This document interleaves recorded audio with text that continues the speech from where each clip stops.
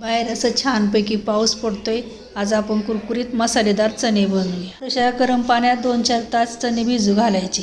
चणे चांगले भिजलेत, मीठ घालायचं, हळदी पावडर घालायची, कुकरच्या 2 शिट्ट्या घ्यायच्या। हिरवी मिरची, अद्रक, लसूण चांगलं बारीक कुटून घ्यायचं।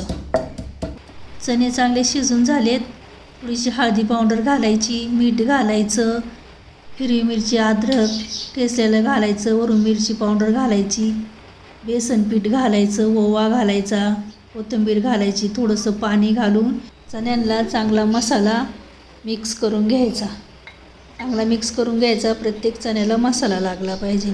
1 चमचा बेसन पीठ घ्यायचं, मीठ घालायचं, लाल मिरची पावडर घालायची, चांगली सगळी मिक्स करून घ्यायची। त्यात मसाले लावलेले चणे वाटायचे। मसाले लावलेल्या चण्यांना सगळं कोरडं पीठ लावून घ्यायचं, चांगलं मिक्स करायचं। सगळ्या चण्यांना कोरडं पीठ चांगलं लावून घ्यायचं, जेणेकरून चणे कुरकुरीत असे झाले पाहिजे। चण्यांना लसूण थोडासा जास्त टाकायचं, त्यामुळे एकदम चविष्ट असे लागतात।